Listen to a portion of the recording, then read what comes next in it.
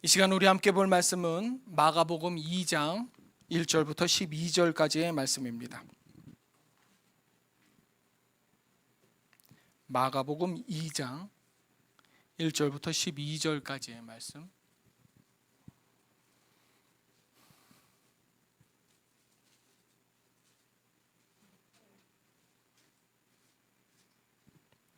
마가복음 2장 1절부터 12절까지의 말씀을 제가 한 절, 여러분이 한 절 교독하도록 하겠습니다. 제가 먼저 읽겠습니다. 수일 후에 예수께서 다시 가버나움에 들어가시니 집에 계시다는 소문이 들린지라.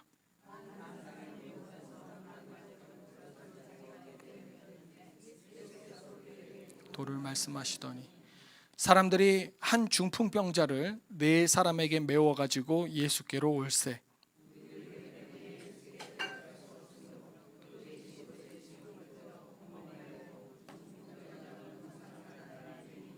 예수께서 그들의 믿음을 보시고 중풍병자에게 이르시되 작은 자야 내 죄 사함을 받았느니라 하시니 이 사람이 어찌 이렇게 말하는가? 신성모독이로다. 오직 하나님 한 분 외에는 누가 능히 죄를 사하겠느냐?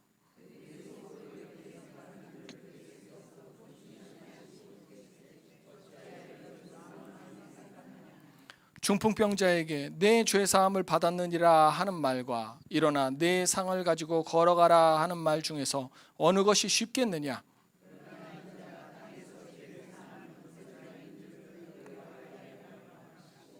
중풍병자에게 말씀.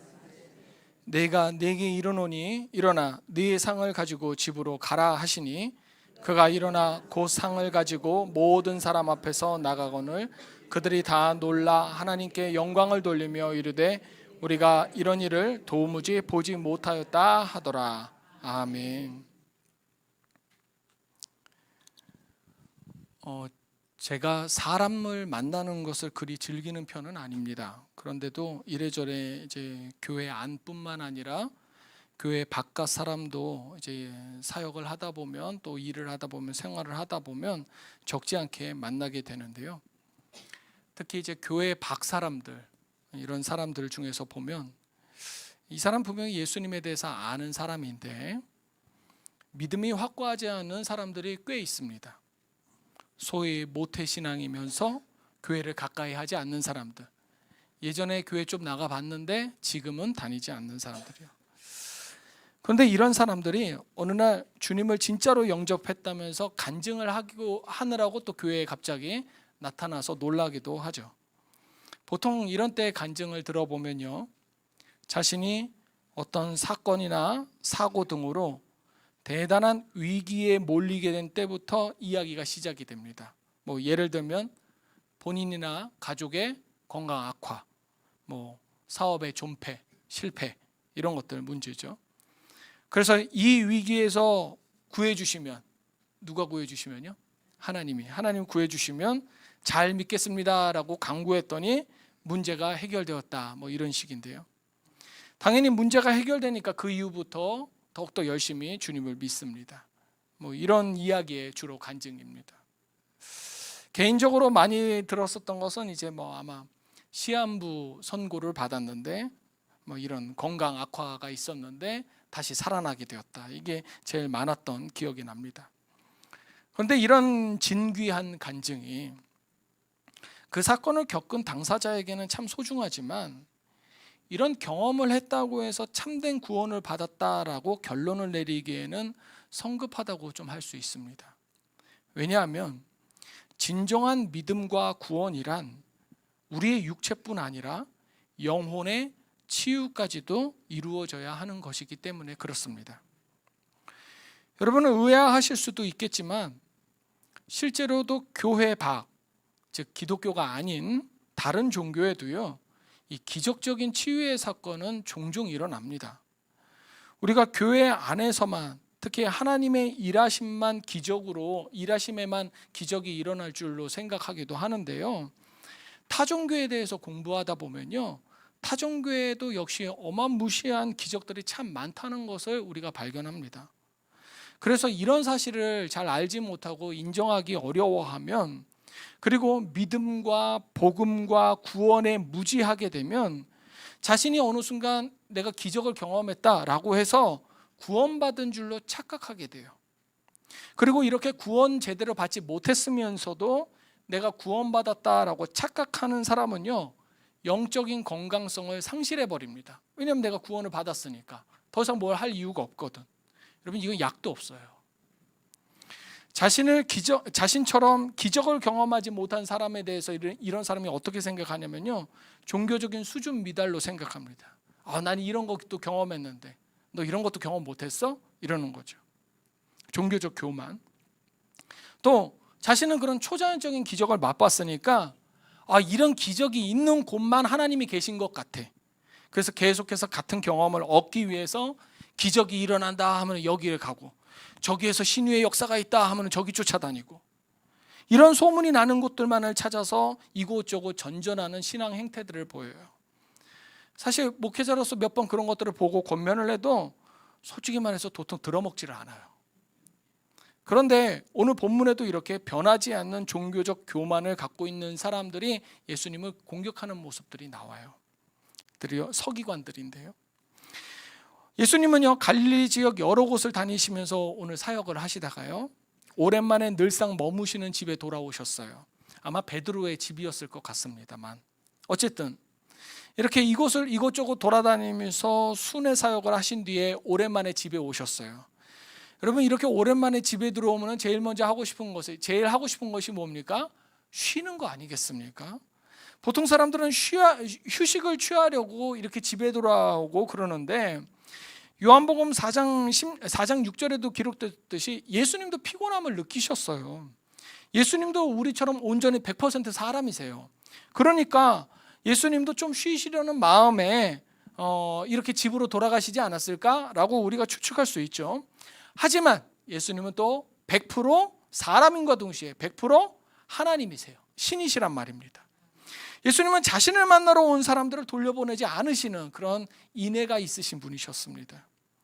근데 주목할 점은 뭐냐면요, 예수님 피곤한 거는 둘째 치고 이 예수님 찾아온 사람들요, 우리 예수님은 사람들을 그냥 돌려보내지 않으시는 분이라는 것을 알고들 찾아옵니다. 예수님은 어떻게든 우리의 필요에 응답하신다는 것을 알고들 찾아오더라고요. 여러분, 이게 믿음이에요. 그리고 이렇게 믿음이 있는 상황은 우리에게 진정한 복음이 선포될 수 있는 아주 좋은 상황이 됩니다. 실제로 우리 현실에서도요, 전하는 자의 막 열정만 있어. 여러분은 들을 생각 아무것도 없는데 막 저만 열심히 전하려고 해요. 혹은 여러분 열심히 듣고자 하는데 저는 전할 생각이 아무것도 없어. 그냥 여기서 빈둥빈둥 놀다만 나가. 여러분, 그럼 역사가 일어나기가 어렵겠죠. 이 둘의 조화가 있어야 돼요. 우리는 그것을 갖다가 때가 찼다라고도 말할 수 있겠죠. 오늘 본문에서는요, 중풍 걸린 자의 친구들에게 치료를 받고자 하는 그 중풍 걸린 자의 친구들에게 자신이 누워있는 중풍병자, 이 사람의 치료를 받고자 하는 간구함과 믿음이 있었어요. 예수님께 나아가면 이 친구가 나을 거라는 그런 믿음과 확신이 있었어요. 그렇지 않으면 왜 남의 집 지붕까지 뜯어내면서 아픈 친구를 예수님 앞으로 지붕에서부터 대령을 했겠습니까? 그리고 예수님은 이들의 믿음을 바탕으로 복음을 전파할 의지가 있으셨어요. 와, 얘네들이 보여주는 이런 믿음이라면 지금 내가 복음을 전파하면 이 사람들 다 믿겠구나 라는 이런 확신이 예수님에게도 있으셨던 거죠. 그래서 이 장면, 오늘의 이 본문 장면은 여러 가지 말로 해석이 될 수도 있고 우리에게 교훈이 되지만, 특별히 믿음에 따른 진리가 선포되는 중요한 장면이다라고 우리가 볼 수 있다는 겁니다. 우리 기억에 이 본문이 대충 기억에도 남아있지만 특별하게 다시 봐야 될 장면들은, 친구들이요, 이 중풍병자의 친구들 4-5 되겠죠. 이 친구들이 다른 사람의 지붕을 뚫고 친구를 예수님 앞으로 달아내리는 장면, 이 장면이 참 우리의 기억에 참 많이 남는데요. 여러분, 이 친구들이 집에서 처음 출발할 때부터 지붕을 통해서 예수님 앞으로 가자라고 계획하고 왔을까요? 아니에요. 와서 보니까 사람이 너무 많은 거야. 지붕이라도 뜯지 않으면 예수님을 못 만날 것 같은 생각이 들었겠죠. 예수님 앞에 가면 이 친구가 나을 것 같은데 지붕 안 뜯으면 예수님 앞에 못 나가겠단 말이에요. 그래서 예수님을 만나면 어떻게든지 기적이 일어날 거라는 믿음은 있는데 못 갈 것 같으니까 남의 집 지붕을 뜯는 민폐도 아랑곳하지 않은 겁니다. 그래서 지붕을 뚫는 이 장면이 예수님을 믿는 자의 그 간절한 마음이 가장 잘 드러나는 장면이라고 우리가 볼 수 있는 거죠. 근데 어쨌든 이런 간절한 행동의 결과로 중풍 걸린 자가 치료를 받습니다. 그리고 여기서 오늘 함께 나눌 말씀의 가장 중요한 점이 시작이 됩니다. 예수님은 이 중풍 걸린 자, 누워있는 자를 마주하시고서는 육체의 회복, 지금 이들이 원하는 게 뭡니까? 걷는 거 아니겠습니까? 이 육체의 회복, 이 육체의 회복을 원하고 있는데 원하고 있는 자들한테 나아라, 일어나라 이걸 바로 말씀하시지 않고 그가 죄사함을 받았다라고 말씀을 하십니다. 아니 그냥 지금 치료받으러 온 사람한테 그냥 치료만 해주면 될 텐데 치료가 아니라 갑자기 죄가 사함을 받았다라고 하시니까 곁에 있던 서기관들이, 종교인들이 예수님의 말씀을 걸고 넘어져요. 원래 죄사함은 누구만 할 수 있습니까? 하나님만 할 수 있는 거잖아요. 그런데 자기들 눈앞에 있는 서른 남짓의 이 예수라는 청년이 지 주제도 모른 채 인기 좀 있다고 하나님만이 하실 수 있는 죄사함을 지금 여기서 이야기를 하고 있단 말이에요. 그러니까 이거는 하나님을 모독하는, 당시로서는 신성모독의 죄를 범한 것이 돼버리는 겁니다. 이건 당시 유대사회에서는 이 청년 예수의 목숨줄이 왔다 갔다 하는 아주 심각한 문제예요. 물론 우리야 지금 예수님께서 하나님이시다라는 것을 아니까 아무 문제가 되지 않지만 예수님을 그냥 선지자나 훌륭한 선생 정도로 여겼었던 당시 사람들로서는 이거 정말 큰 문제였거든요. 그런데 예수님은 이 심각한 논쟁을 무척이나 어려운 방법으로 풀어내세요. 왜 어려운 방법으로 풀어냈냐라고 말하냐면요, 하나님 외에 할 수 없는 방법으로 이 모든 문제를 해결하시거든요. 그래서 보면 예수님이 또 때때로는 짓궂으신 면이 없지 않아 있는 것 같아요. 자, 볼까요? 우선 예수님을 싫어하는 사람들이 예수님이 신성모독이다라고 생각은 했는데 입 밖으로 낸 건 아니에요. 다들 어떻게 생각했어요? 속으로만 생각을 한 거예요. 그런데 예수님은 그들의 마음속 생각을 하시고 그들에게 직접 물으십니다.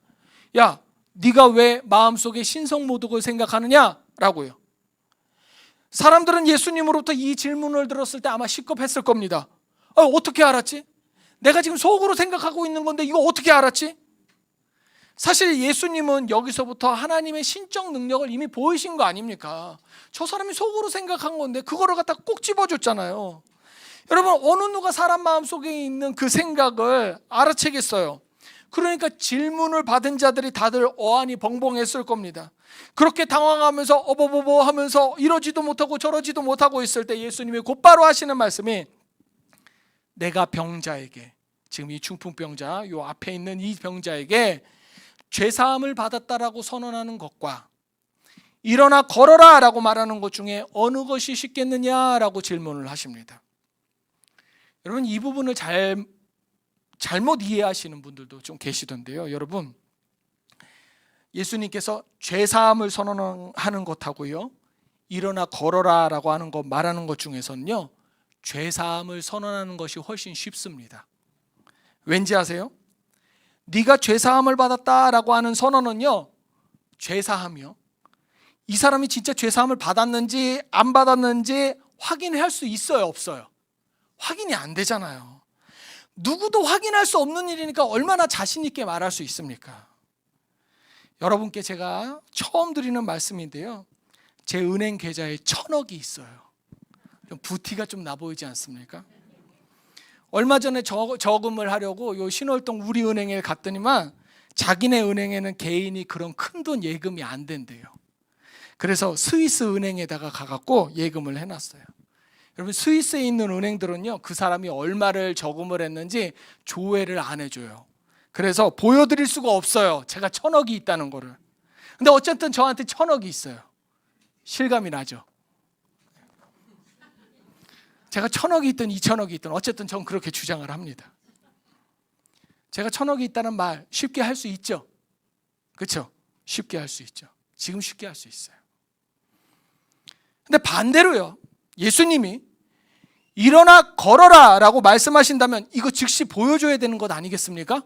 이거 누워 있잖아요. 일어나 걸어라고 하면 지금 중풍병자가 당장 일어나야 된다고요.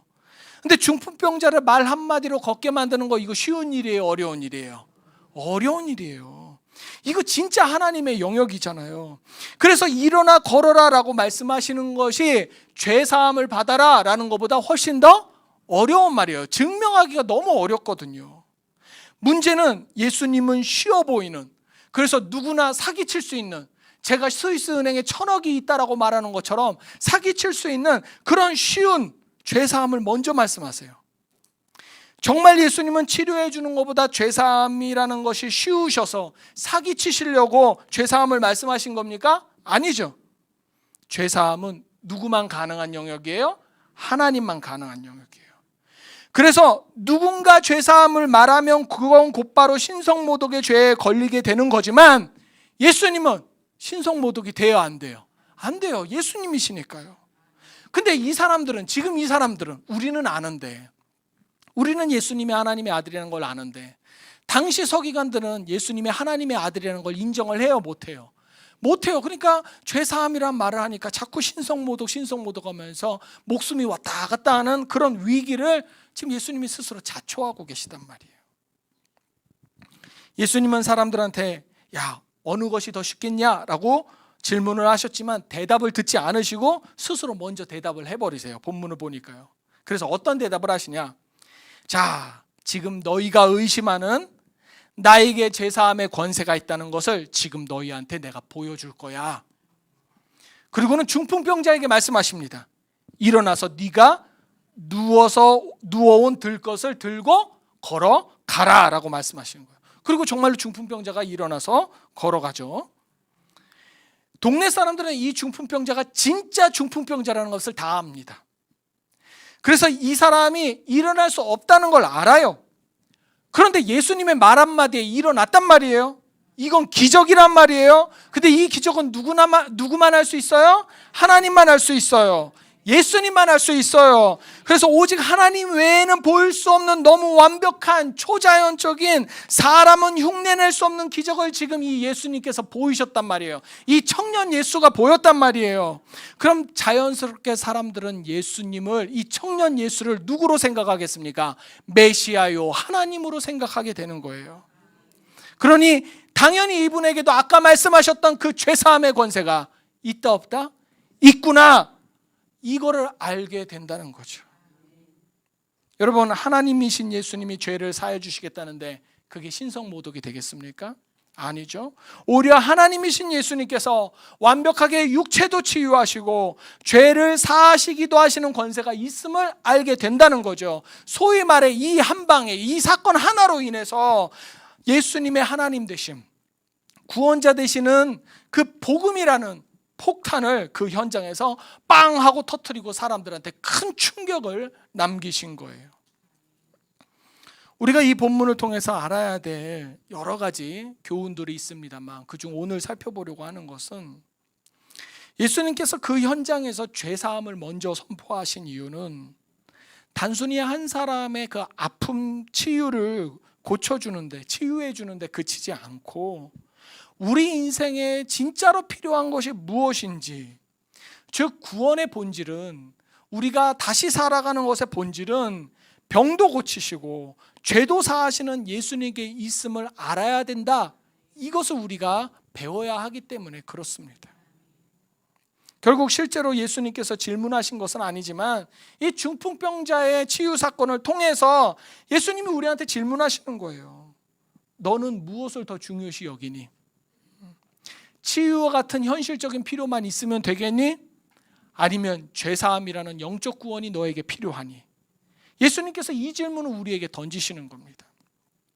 그래서 이 장면을 곰곰이 생각해 보면 오늘 본문은 단순히 중풍병자가 병을 고침받은 그 기적이 아니라 예수님께서 구원이란 무엇인지를 우리에게 아주 분명하게 보여주시는 장면이라는 거죠. 우리는 신앙생활을 하다 보면요, 내 삶의 특별한 변화, 기적, 뚜렷한 체험을 통해서 자기 신앙의 확신을 갖고 싶을 때가 참 많습니다. 누구나 아플 때 고침을 받고 싶고요, 문제가 있을 때 해결받고 싶고요, 부족함이 있을 때 채움을 받고 싶죠. 사실 신앙생활을 오래 할수록 아까 처음에 이야기했듯이 그런 간증의 화려함, 체험의 특별함, 기도의 응답과 같은 이 눈에 보이는 거, 손에 잡히는 거, 남들한테 말할 수 있는 거, 이런 것이 전부인 것처럼 느껴질 때가 꽤 많이 있어요.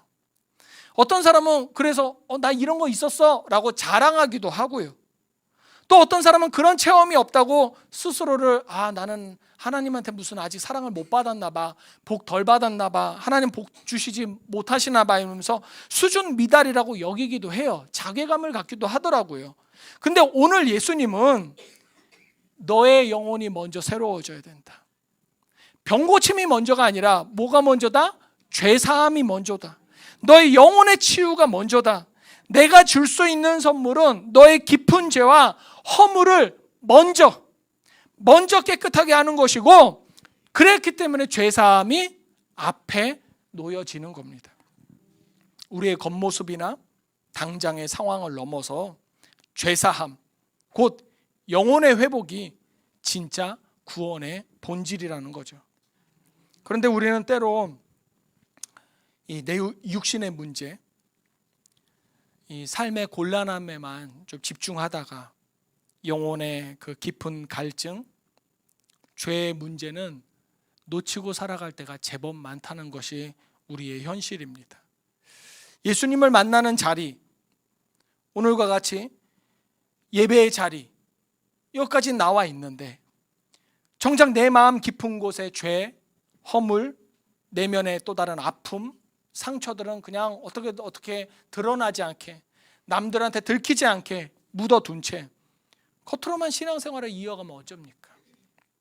오늘 본문에 나오는 중풍병자, 그리고 중풍병자의 친구들은 그저 친구의 육신의 병만 고치려고 했을 수 있으나 예수님은 그것을 넘어서 병자의 영혼까지 바라보셨음을 우리가 기억하기를 원합니다.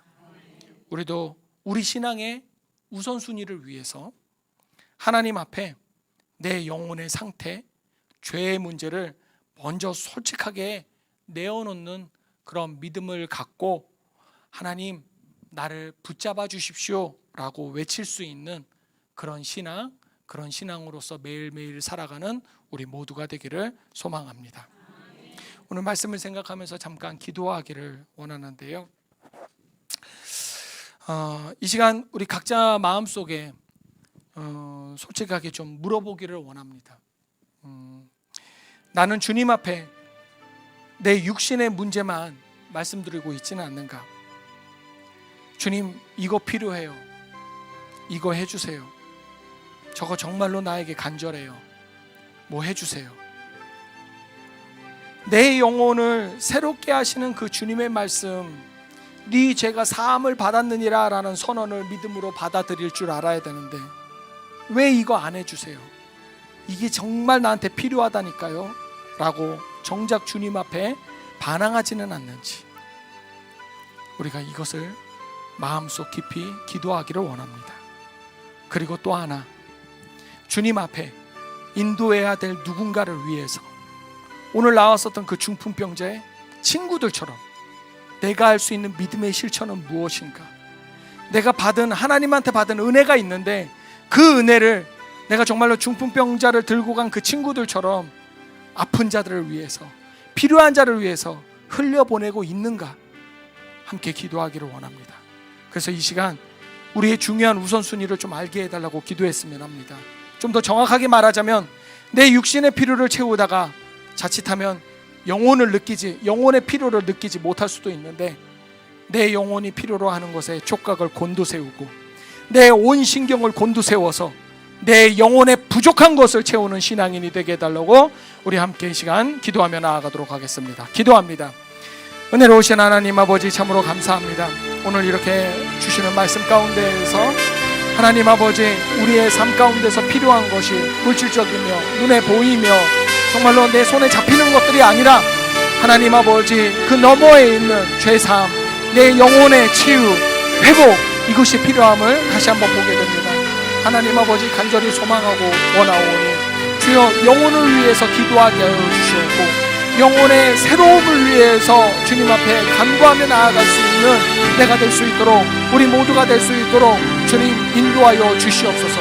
그저 예수 믿으면 복 받는다라는 그 단순한 진리 때문에, 진실 사실 때문에 이곳에 앉아서 예배드리는 것이 아니라 그 복이 무엇인지 더욱더 깊게 고민하고 묵상하며 하나님 나라에 함께하는 자녀로서의 복, 주님의 사역을 감당할 수 있는 일꾼으로서의 복, 그것도 함께 누릴 수 있는, 누리겠다라고 다짐할 수 있는, 결단할 수 있는 그런 우리 모두가 될 수 있도록 도와주시옵소서.